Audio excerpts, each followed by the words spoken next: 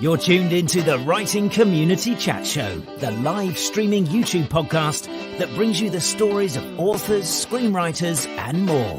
Indie or established, this show's for the community, and we invite you to be a part of it. Head to thewritingcommunitychatshow.com for more info. The WCCS. Together as one, we get it done.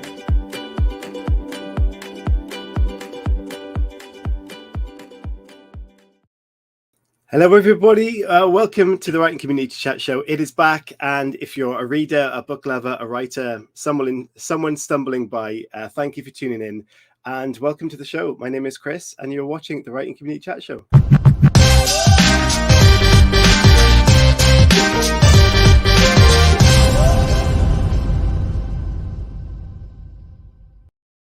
Hello, everyone, and welcome to the show. And you can tell I haven't been here for 3 weeks because I completely rambled that. Welcome to the show. It's so great to be back. It really is. And the summer break of the show is over. And for 3 weeks, as you noticed, I haven't been here. And it's really nice to come back and to be able to share amazing guest stories with you, allow you to distract me in the chat as you normally do, and of course get your questions in throughout the show and at the end especially. It's really nice to sort of have those questions in, and of course you often throw some curveballs in there, so please don't hold back today. Hello to Brandon in the chat, Anya and Leah. It's great to see you back in here, and I really appreciate you tuning in and dropping your comments in there already. It's been a couple of weeks and we're into September today, which I can't quite believe. It's going by so quickly. And that kind of means that summer is coming towards an end, which, you know, is not always a great thing for some people. Teachers will be going back to school, kids will be going back in college and university starts and all those great things. So people will be getting busy again. And winter will be coming before we know it. So enjoy those last summer days. But if you have been up to anything during the summer, please let me know in the comments what you've been up to. And if it's anything interesting, we can talk about that a little bit, of course. And I'm sure some of you have been up to some really good things. I, of course, am training for my Frontline Walk. It's a big event in October, 100K across France into Belgium along the western front of World War I. Some of you know I've been training for that for a couple of weeks indeed. And there's only 6 weeks left until I start doing that. So I've got a bit of a down week this week, and next week I'll be walking a whole 18 miles on Sunday, which I'm not entirely looking forward to just yet, but I'm sure we'll manage. And thank you for those of you that donated. It really means the world to me. I've already passed £1,000 raised. The target is 1,250, so I'm very close to that indeed, which has blown me away. And if you want to find out more about that, or to sponsor, or just to get some more info about it at all, the link is in the description to the YouTube channel and to the podcast. So please do check that out. Because it's going pretty well, and it's getting quite exciting and nerve-wracking at the moment. So, you know, the clock is ticking on that one. Leah says she's been drawing, writing, and more planning. It never stops. Well, of course it doesn't stop. We're creators, and that's kind of the curse we have. Brandon says, is anyone else auditioning for America's Next Great Author? I spent most of the summer working on that stuff. First of all, I didn't know that was a thing, but please give me some more info on that maybe on social media, because that could be very interesting, keeping an eye on. I'm sure if you have spent all summer preparing for that, then you probably have got well prepared and done very well. So well done, Brandon. And Anya says, I've been getting my 5 college classes ready. Things are finally set. I'm back in college next week. Anya, I know the feeling. Just being a student doing that stuff is hard enough. Preparing 5 classes, I imagine, is pretty damn difficult. So well done. What else? Okay, the first real episode of the WCCS movie room dropped over the past couple of weeks, and that is a new feature of this show. And I've teamed up with writing community member Matt Adcock to deliver this show. And the reason why he has been reviewing films for 20 years. He's got his own blog and IMDb page, and he's really into this stuff, really knowledgeable. And we dropped a pilot, and the first actual episode is in preparation at the moment. The notes are written. We are creating that show, and there's lots of reviews coming up. There's some more reactions going to pop up soon. So if you follows the WCCS movie room on YouTube and of course on Twitter, they're the 2 places you can find it. Keep in touch with that, because we will be dropping some episodes up there. And if you're interested in films like I am, films and TV shows, this is going to be good as well. Let's have a little look. Yeah, plenty of people working hard in the chat. And what else? Yep, the movie room. That's basically it. Been working hard. The movie room has been set up. You guys have been having a good holiday as well. And now we're back. So before we get tonight's guest on, I want someone in the chat to do a bit of homework. I'd like someone to be able to drop a few jokes relating to kind of books and writing in the chat if they can find any or know any. Of course, try and keep it fairly clean. And we will see what you can come up with. So I will stop my rambling and I will get tonight's guest on. We will talk all about kind of that person's career up to now and kind of what might be ahead of that person's career. And we'll get your questions answered as well if you've got any for us. And we'll just have a good chat. So please don't be afraid, get the comments in and I will introduce our guest. Tonight's guest is the author of 3 novels. She wrote her debut novel, Learning to Speak American, in Northern California's Napa Valley after moving away from a political career. She has won awards for flash fiction, short stories, and poetry, and she has been published in popular magazines and anthologies. And her second novel, An Unstoppable Marriage, was a Kindle bestseller, which is fantastic. She is now promoting a 3rd novel, The Mortification of Grace Wheeler, which you can see up in the top corner there, which was published in August 2022 this year. So ladies and gentlemen, please welcome Colette Dartford. Hello. Hello. Hi. Hi. Thank you so much for joining us. It's a real pleasure to have you on the show. I hope you're doing well. I am. Yeah. Like you, just feeling the sort of the first nip of autumn as we are on the 1st of September. But liking the evenings drawing in, actually. I quite like that sort of staying at home and being cozy thing. Yeah, I think there's something really romantic about it, especially as authors that, some of us long to sit by a rainy window and kind of do that work. It's that old traditional kind of view. But there's a lot of people kind of looking forward to that. So it's been a decent summer. So why not? Let's enjoy autumn, right? Absolutely. Yeah. I've spent most of my summer in France, and I've got to say that was very nice. I missed the terrible heat waves here. So I was glad about that. Definitely. We could use some rain at the moment.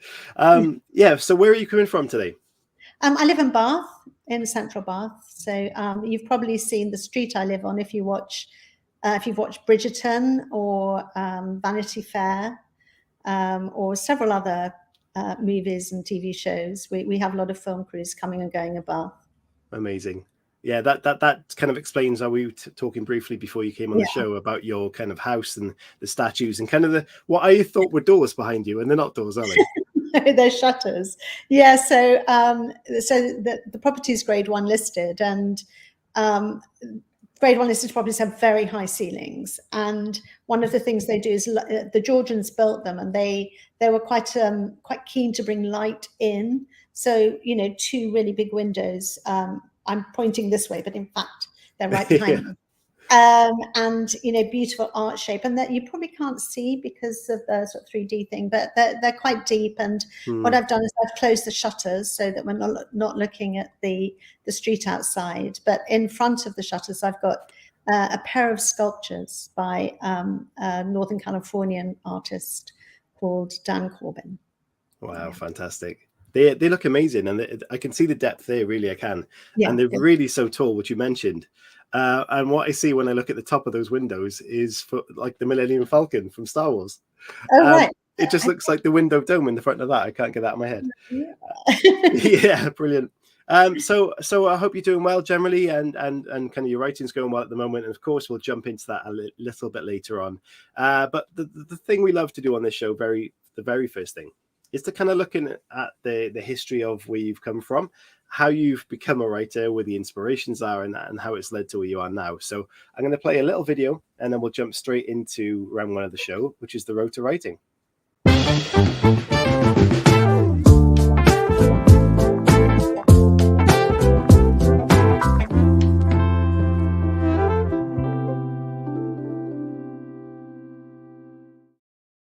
So Colette, can you let us all know, at what point did writing become something in your life you were aware of, and kind of what were the inspirations for you growing up? Well, it's interesting you should say that, because I came to creative writing, as a second career. So I didn't start writing fiction until my 50s. So before that, writing was an important part of my job, but it was all nonfiction. So I was a research consultant for a public agency, that was part of a university. And so I did a lot of research for clients, and then the writing I did was in terms of producing reports and writing up things like executive summaries and bullet points, and then the thick report that came behind it. So that's a very, very different style of writing. And then when I had the opportunity to go and live in Northern California about 15 years ago, the terms of my visa meant I wasn't allowed to work. So I had lots of time on my hands, and I'd always been a prolific reader. So I just started writing, and I thought, wouldn't it be great to write a novel, sort of almost as a joke, not as a joke because that minimizes it, but just something I never thought in a million years I could do. So, but I did start writing, and I realized that I really enjoyed it. And the second thing was I thought, yeah, maybe I've got something here. I don't know. But it was because I'm completely self-taught. I'd never done my degree isn't in English. I'd never done a creative writing course. I felt very kind of cut adrift. I didn't know whether what I was doing was any good or not. So I found a mentor, a writing mentor, creative writing mentor in San Francisco. And I used to send her my chapters and say to her, what do you think? And she was always very encouraging, as mentors are supposed to be. But she always used to say to me, Colette, you're just setting out evidence before a court, you know. And, you know, so you've got to let that go. You've got to let the author, the characters speak. This is a completely different, a different thing that you're doing here. You're not summarizing. You're not putting in the sort of, you know, the sort of evidence detail. You just let it go. Just write what you feel is from the heart. And so it took me a long time to get the hang of that because I'd never done it before. And it wasn't what I was used to. My background before the research consultancy was kind of academia, where, again, everything is very, you know, there's a formula for writing an academic essay, which is say what you're going to do it, say what you've done. And so and you have a word limit.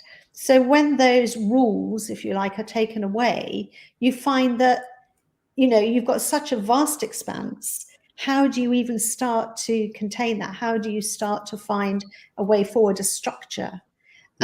So it did take me a while. So long story short, I sort of wrote this novel, which wasn't really a novel at all. It was a first draft of something that was a bit rough in execution.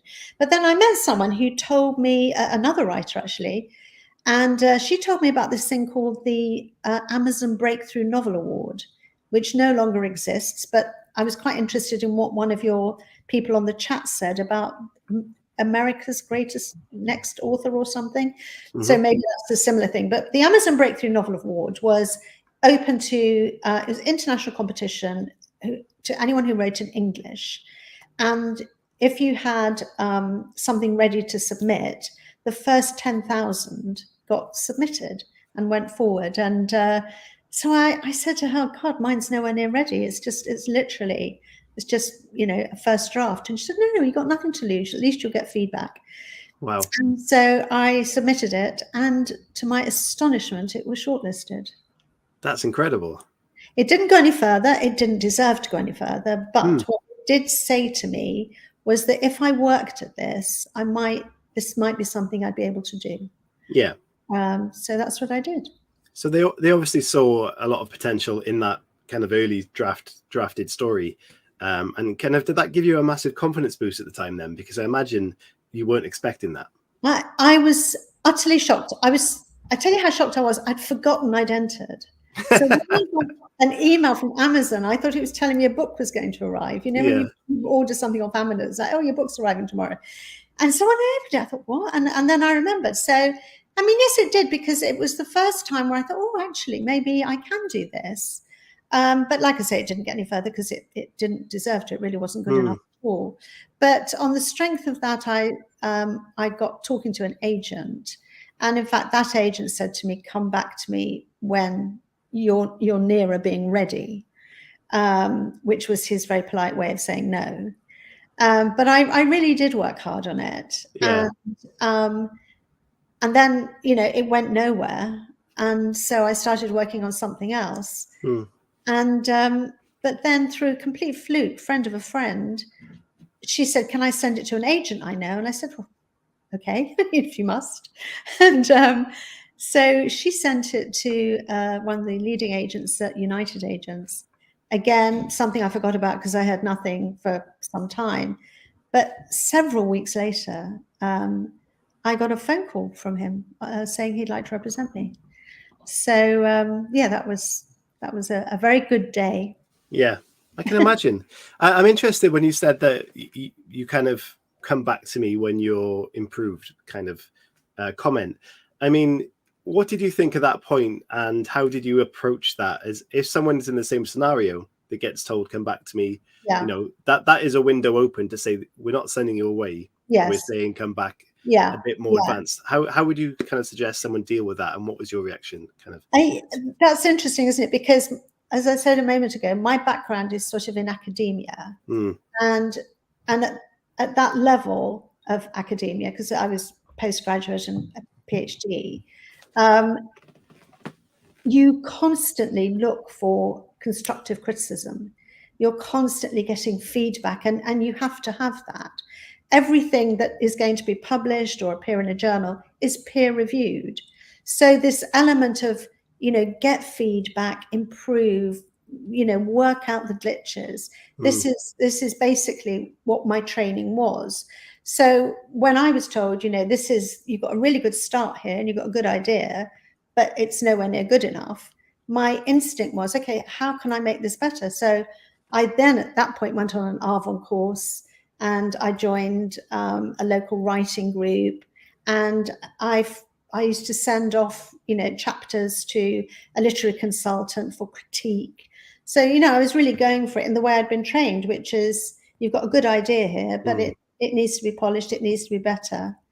And that's how you do it. Incredible. What did you find kind of useful about being in a writing group then? Because it's something I've not experienced, and I imagine there's a lot of people maybe thought about it or haven't quite got there. Did you find anything really kind of useful about being part of a group like that? No. Love the honesty. Okay, so I'm going to qualify that. It was lovely to meet other writers, because writing is a very solitary thing. We do it on our own, laptop and us, that's it.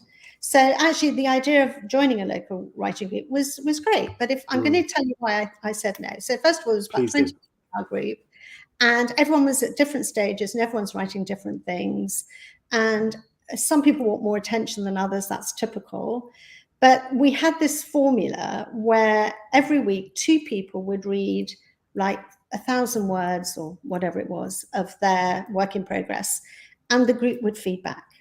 So I read the prologue from my first novel, Learn to Speak American, which wasn't a novel at that point. It was a work in progress. And the protagonist's name is Lola. So I read my prologue, and I was waiting for all this feedback. The entire 10 minutes that was allocated to me once every term was spent discussing the name Lola. Someone had a dog called Lola. Somebody knew someone at school called Lola. Something else. And was Lola the right name for my protagonist? And after that, I thought, I love coming to the writing group. It's nice to have other writers to chat to and so on and so forth. But in terms of moving my writing forward in a constructive way, it's not really going to work. Yeah. I guess in that sense, it can be quite contained and limited depending on who is in that group, right? Yes. So having the internet at disposal can be really harsh and criticizing, but it can also be rewarding in that sense. Yes. So when it comes to feedback, I guess you really have to find a trusted source and multiple sources that you kind of agree with. So, I'm assuming other people have much better experiences like that, but you kind of highlighted a really essential point there. That's my experience. I mean, I think perhaps if you're in a smaller group and you've been working together for a long time, so I do have a friend actually who completed the creative writing master's degree here at Bath University, and she works with a small group of writers, and they're very in sync with each other, and they're very, they know each other's work really well because they've been working on the same pieces, and I think that's really productive. But that wasn't my experience. So you asked. No, I love that answer. You of course, you won sort of little awards for flash fiction and poetry and other sort of writing like that. I mean, why did you kind of feel the need to dabble in those sorts of kind of different writing styles and of course poetry? Was that Yeah, something that you had nagging there, that you kind of had a creative really. no? I think if you want to undertake creative writing, then I think, for me personally, I felt I wanted to try all aspects of it, Mm. because it should come from the same source, the same sort of well of creativity inside you. Sorry, does that sound pretentious? I didn't mean it to sound. Sorry if it did. So the flash fiction thing, I'd got nowhere with learning to speak American. I hadn't found representation, and I was just thinking, gosh, do I just start something else and put that in a drawer? Because every writer I've ever met has got manuscripts sitting in drawers. I think probably they're metaphorical manuscripts these days because everything's on a laptop. But and I saw a flash fiction competition, and it was 500 words. I thought, well, how hard can it be? So I wrote the 500 words and found out it was actually very hard indeed. So I wrote them again and again and again. And I just sent it off exactly like I had done with the Amazon Breakthrough Novel Award. You've got nothing to lose. Just press send. Where's the harm? And yeah, it was a runner-up, and it was published. And it was the first time I was ever paid for my work, 30 euros. There we are. And it's Impressive. framed on my wall over there. Oh, wow. Have you ever had the thought that flash fiction can be magnified into a novel? The one I wrote couldn't. No, that's the No? whole point of it. And I think that's an important point you raised, because actually it's about one of the things about doing these other types of creative writing, like poetry or flash fiction or short stories, is that you have to produce something that's in and of itself within those 500 words or within those 10 lines. Or I've got 2 short stories that have been or about to be published. Well, I think one of them is published at the moment in a magazine, and there's another one coming out, I think, this Sunday in a magazine. And they're short stories, and short stories are really hard to write because you have to get everything you would have in a novel in 2,000 words, 2,500 words. So it's not that one is better or easier, it's just they're all different. So what about poetry then? Is that something that you were fond of, or was something you just felt that you had to get out? I love reading poetry, and I just felt one day I wanted a poem to finish the end of a novel I wrote, which hasn't been published actually for reasons we may talk about later. And it just sort of came to me. It's very short, and it was really punching above its weight, and it was longlisted for a prize. And then I submitted it to an LA sort of creative magazine that a friend of mine was helping to run, and it got published. So I was really delighted about that. Fantastic. And of course, the title of this show was Traditionally Published to Independently Published. Can we talk a bit about what that means to people? Yeah. Because traditionally published, I know kind of what that means. Independently published is kind of different to self-publishing as well. So can you kind of break down what that means and kind of why you perhaps made that switch? Yeah, I mean, it's a good question. It's quite a big topic. And I've sort of written about it a bit because there are so many disruptors in the publishing industry currently.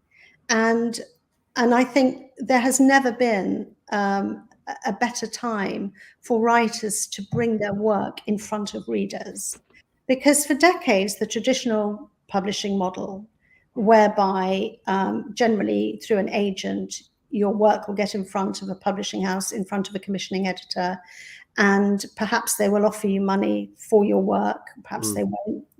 More than likely they won't, but obviously they do take on new writers, and you enter into a contract.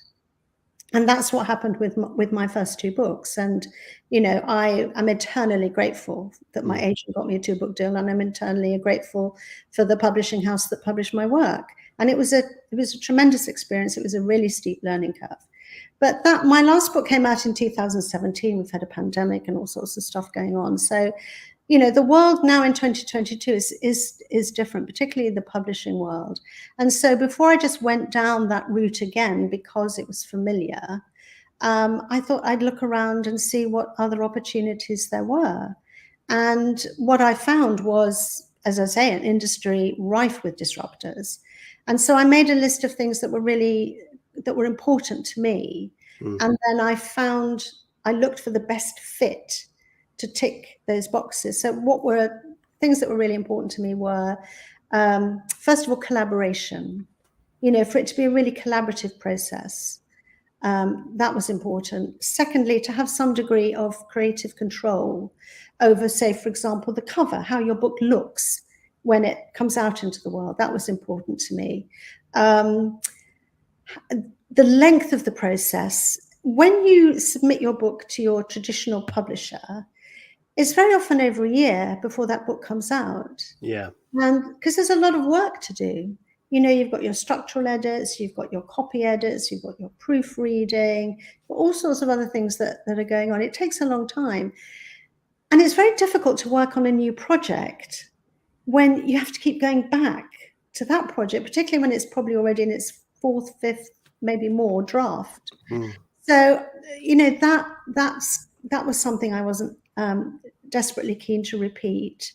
I wanted to maintain the rights to my work, which of course you don't with a traditional publisher. So I just thought, if I'm going to do this differently, I used my research skills from my previous career, and I did choose to go as sort of a slightly midway method of bringing the book into the world, where I went for a full service publishing agency.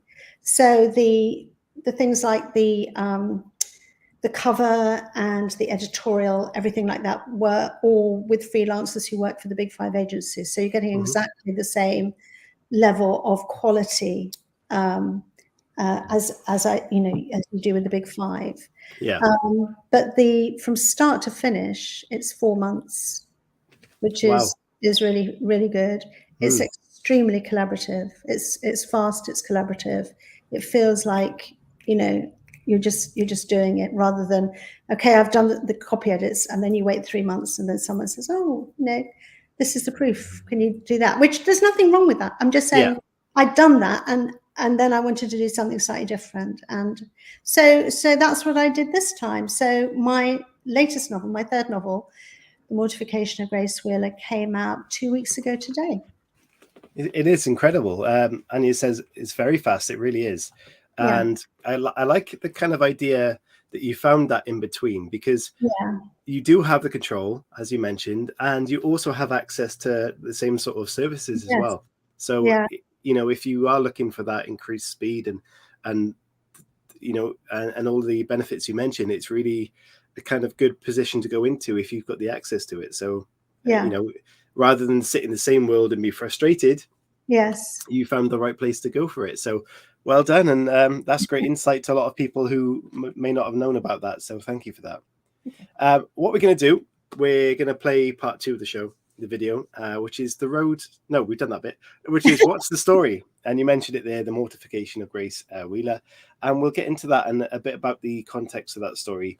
And you can tell everyone what that's all about after this. Thank you.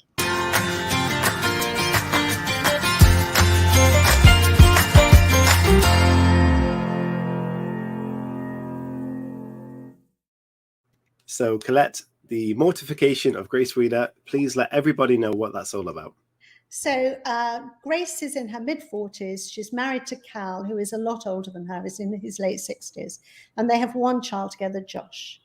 And Josh has just left for university. We meet the family the day before he goes to university.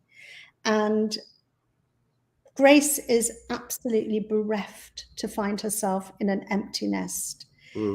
Josh has been the center of her world, and she's suddenly, without him, she's adrift.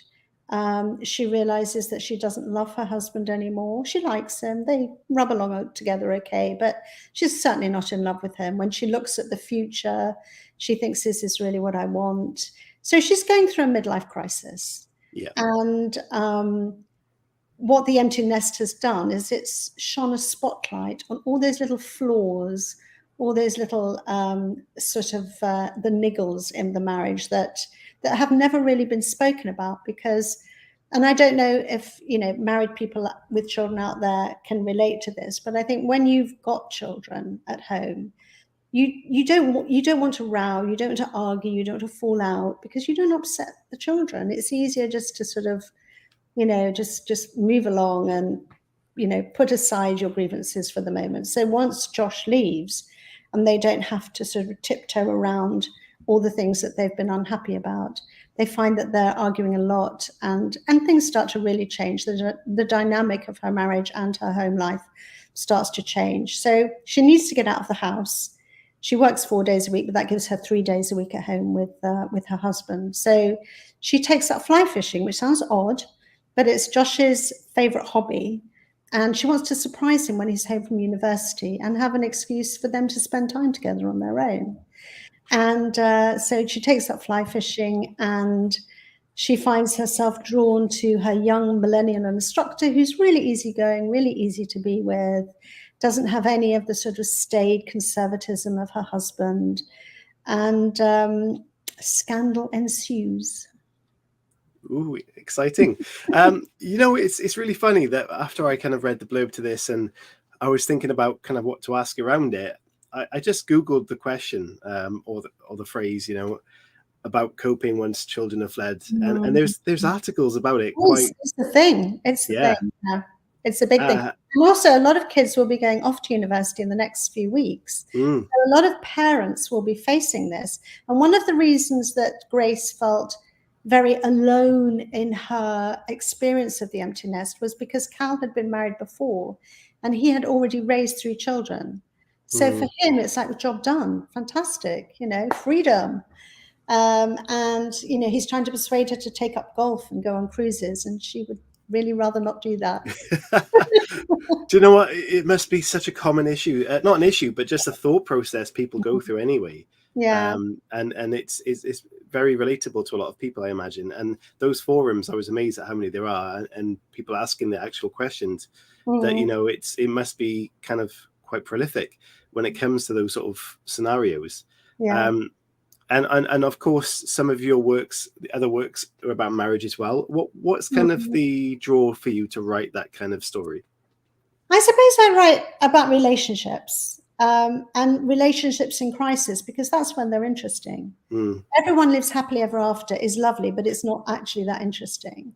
So I like to sort of put my relationships in a bit of peril, a bit of turmoil, a bit of trauma, and see what will they do, how will they cope, what will the outcome be. And I think the reason I focus on relationships is because relationships form the basis of everyone has relationships, whether it's with your parents, with your siblings, with your partners, with your friends.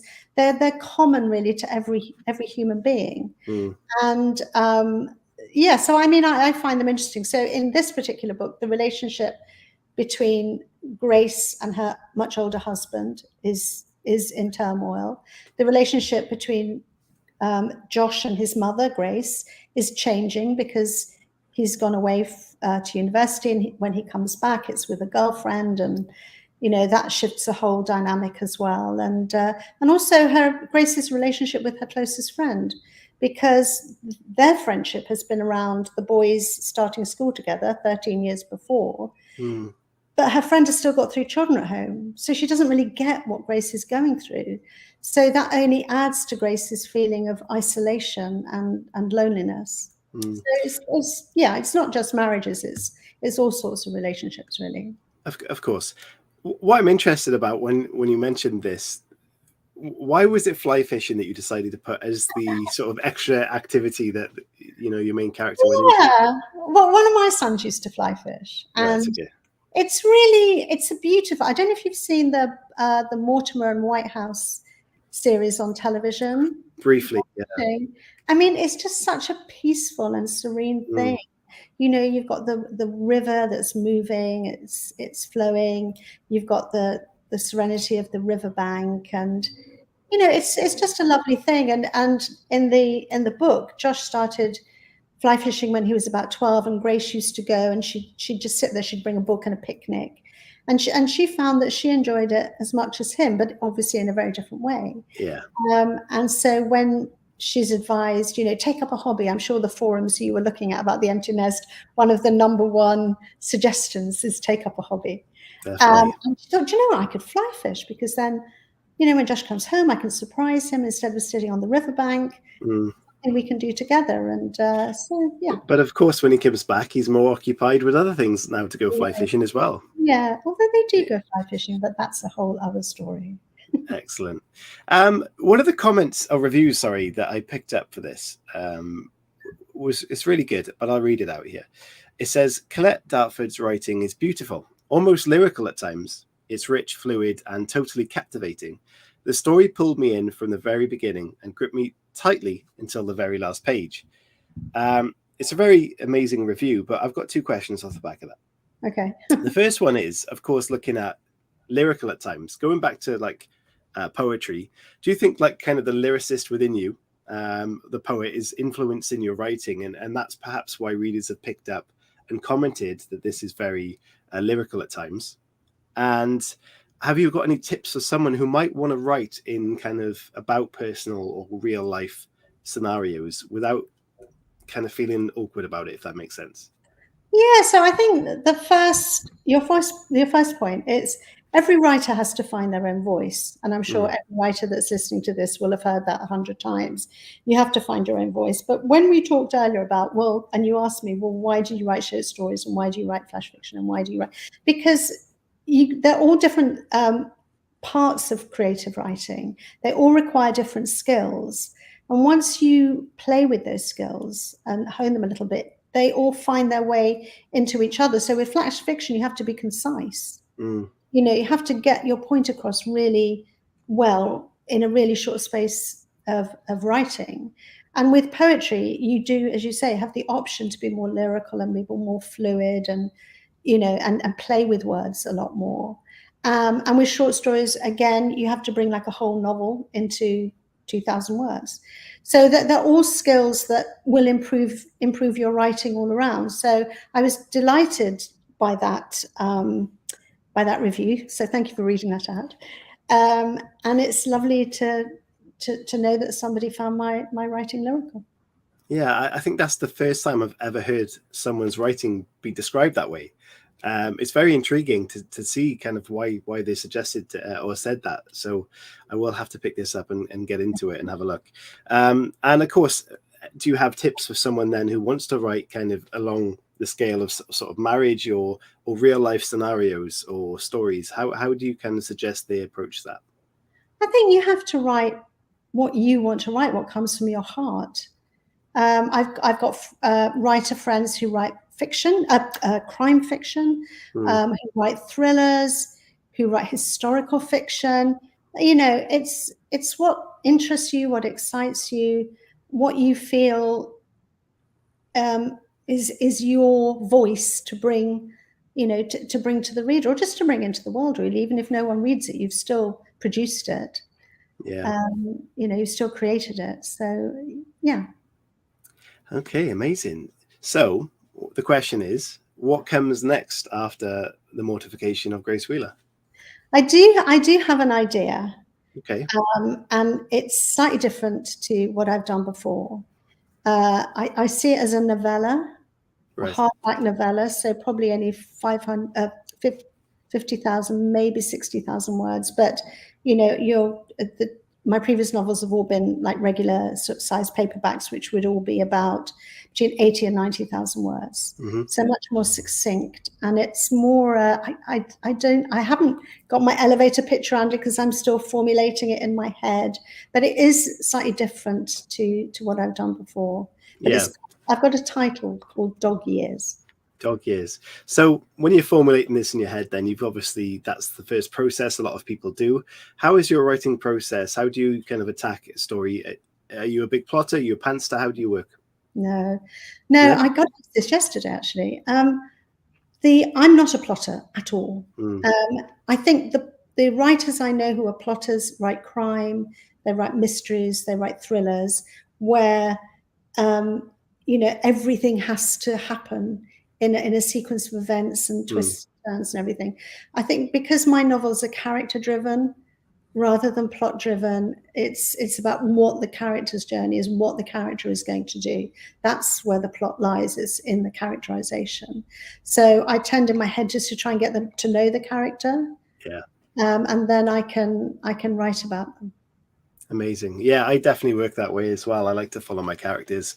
Haven't figured out plotting, not at all. No. It confuses me too much. Okay, so in a minute, guys, we'll get on to part 3, which is community questions. So start thinking about those questions and get ready to send those in, please. Before we get on to that, we'll just have a little look at kind of, I'd like to ask kind of about how your genre is at the moment, is all kind of, I mean, you mentioned that you're going in a slightly different direction. Is that a different change of genre? And would you ever consider changing your genre as well? No, I think, genre is hugely important because we have to know where our work is going to be pitched and how the cover's designed and where it sits on a bookshelf. Everything is determined, how it's marketed is all determined by genre. So I'm not dissing genre, but what I would say is that I would be considered in the genre of women's fiction. Yeah. And I don't think there is a men's fiction to compare it to. So I think it's one of those things that when a woman writes about relationships, it's women's fiction. When a man writes about relationships, it's literature. So that's really interesting. That's a really interesting topic. I thought you were going to say like self-help or something then. I'm not sure where you were going with it. God, no, I wouldn't tell anyone. I wouldn't have the audacity to do self-help. Would you? I'm not sure. What would be classed as men's, or that version of men's fiction? Any ideas? Is that a thing? Women's fiction, I suppose. Yeah, interesting. Okay, so we're going to move on to part 3 of the show, and we're going to ask some questions, or get some questions in from the audience, and I'll ask some staple questions from the show. So this is part 3, community questions.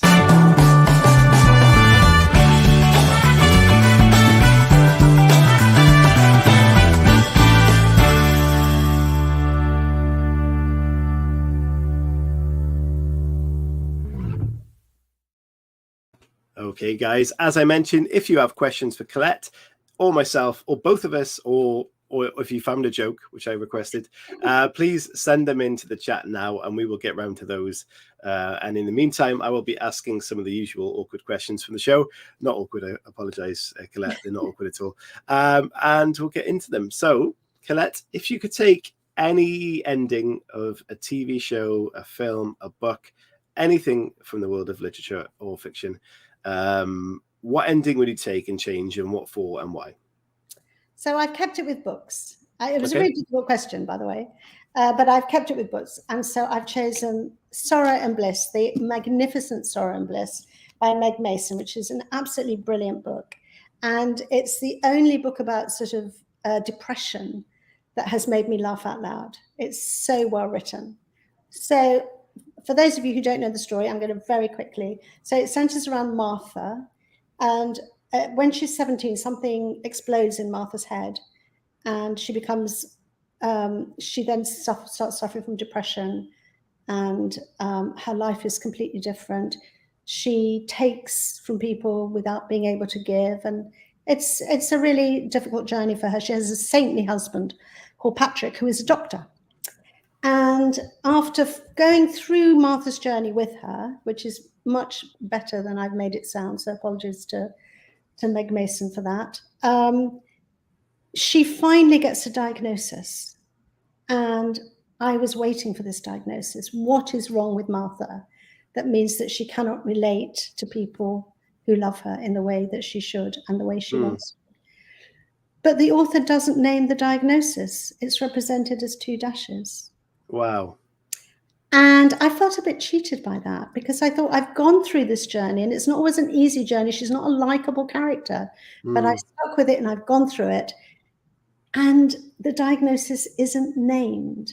And the diagnosis does a lot of heavy lifting. She's angry with her husband, who's a doctor, because he didn't get it. He didn't recognize it. She's angry with her mother because it turns out her mother has the same diagnosis, as did her grandmother. And So and also that's her moment where she realizes, so this is what's been wrong with me for the last 30 years. Yeah. Whatever it is. And I thought, well, I want to know what it is. So I would change that. I would name the diagnosis In Sorrow and Bliss. Sounds fantastic. But yeah, that would be quite disappointing at the end. Leah says she's got a couple of riddles. Not Ooh. quite jokes, but riddles. Should we have a look at one of them? She says, where do bedtime books sleep? On the nightstand? Possibly on the nightstand. We'll wait for an answer to come through, and I'll ask another question. We'll see what that says. Okay. If you could hang out with any fictional character for the day, what fictional character are you hanging out with, and what are you going to do with them? The Great Circle by Maggie Shipstead, shortlisted for the Booker and also for the Women's Prize. Absolutely epic novel, centers around a character called Marion Graves. And Marion has, from a very young child, been obsessed with flight. So she's born at the beginning of the 19th century, and she's obsessed with planes and aeroplanes. And she attempts to circumnavigate the globe in a very rudimentary aeroplane after the Second World War. And she's an astonishing character. She's so well drawn in such detail and has had such an extraordinary life. So I thought I would spend the day with Marion because she's just absolutely fascinating. I would take her to London when the red arrows are on display. Nice. So in the Second World War, she was stationed in London and she flew Spitfires. Wasn't allowed to fly them in combat because obviously she was a woman.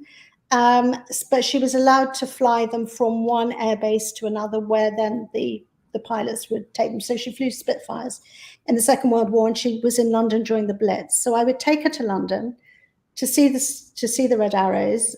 She's partial to a cocktail, so I'd take her for a nice cocktail somewhere. Fantastic. Possibly Claridge's. And then we'd go for a walk around London so she could see the places that had been destroyed and how beautifully they'd been rebuilt. And then I'd take her on the London Eye so she could see how London looks now. Yeah, that's an amazing answer. And I love how you prepared the books as well. Yeah. Have you been on London Eye?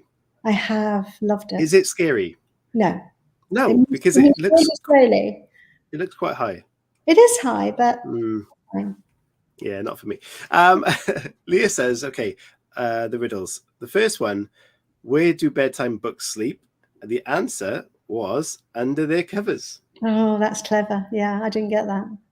Yeah, that is it's good. Anya says that's lovely. That's a great story. It really is. That's a great answer to that. That's one of the best answers we've had to that question. Well done.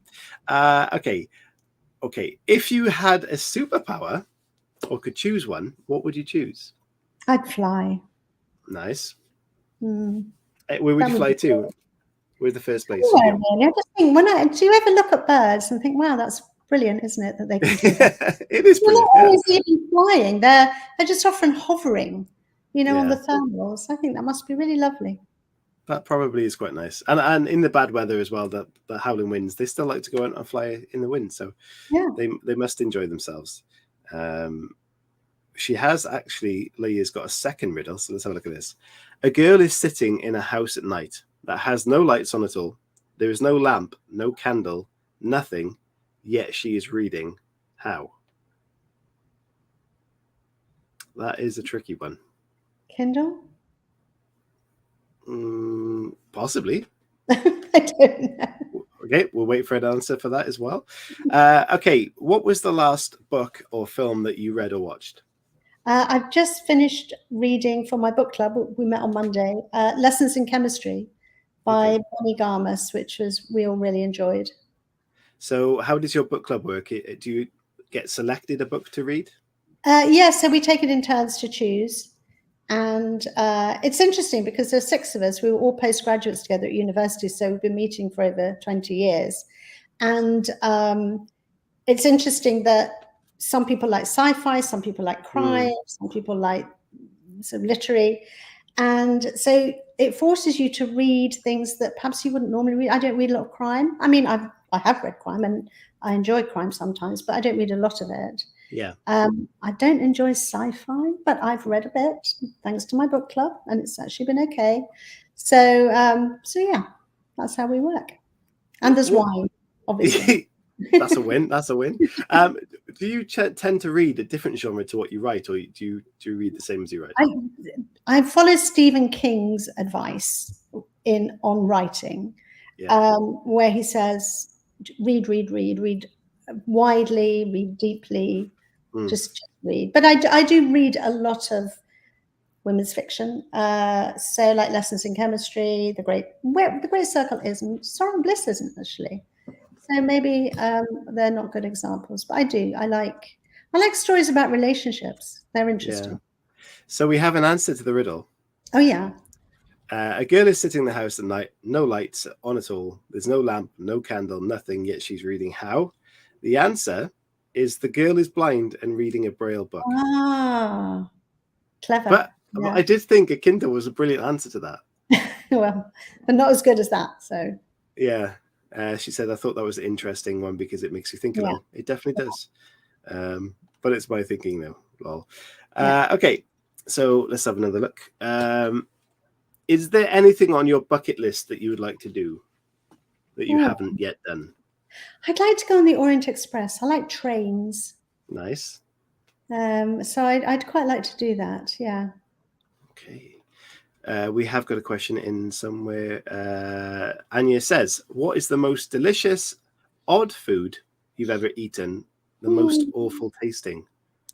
Right, yeah, I've got to be honest here. I'm vegetarian and I don't eat anything that I don't want to eat. So I grew up being told that you have to eat everything that's put in front of you because of the starving children in Africa. And I resolved that when I became an adult, I would only eat what I wanted to eat. So delicious, odd food. Oh, I don't think I've ever eaten anything odd, not willingly. And I've never eaten anything that tasted awful. Oh, I did recently. It was some sort of cheese with a liquid center. It was in a Michelin star restaurant. So it was a cheese ball with a liquid center and you bit into it. And if you've ever watched those sort of things where people have to eat horrific things on reality shows, it just reminded me of what an eyeball must be like. And that was in a Michelin restaurant? That was in a Michelin restaurant, yes. That sounds like that. You shouldn't have to pay good money for that, I don't think. No, I gave it to my husband. There was 2 for each, and I gave the other one to my husband. Yeah. We were, because I've just spent 3 months in France, and they're very keen on foie gras, which, each to their own, but I think it's appalling. And I remember being in a very good restaurant, and the people on the next table were having foie gras, and it was being carved at their table. This whole distended liver, and I thought, oh no, couldn't pay me to eat that. Okay. Brandon says he'd like to ask his usual sci-fi question, but you don't like sci-fi, so. Well, I have read some. He asks, would you prefer Star Wars or Star Trek? But I don't think you watch those. No. There you go. Good call, Brandon. Good call. Joanne says, great show. I had to barely able to type for an injured finger. That's not great for an author. No. Interesting, but she's got to go back to work. Okay. Thanks for tuning in for work. Okay. If you had a movie made about your life, what actor would you like to play your role? Oh gosh, I have no idea.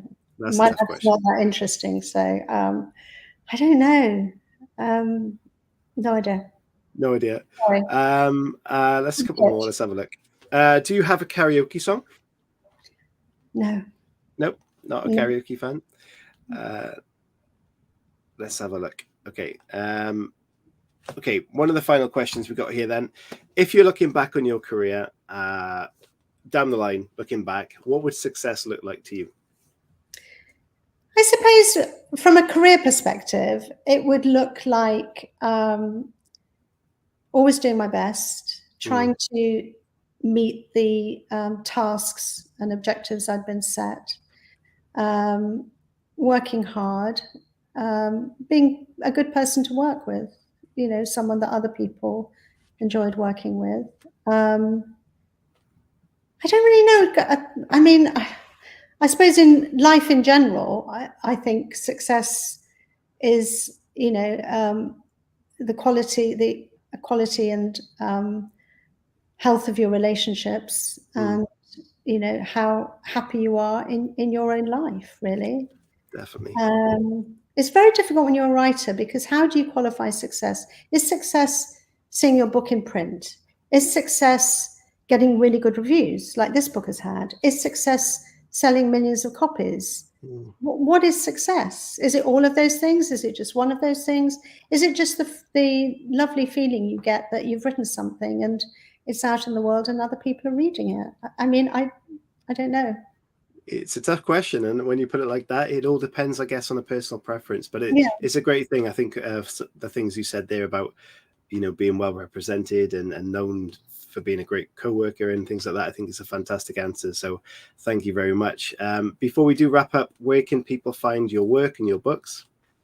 Well, you can order them through your local bookshop. I know lots of people want to support their local bookshops, which is a very important thing to do, but also through the ubiquitous Amazon. So fantastic. And of course, you've got a website that you can find all that information on as well.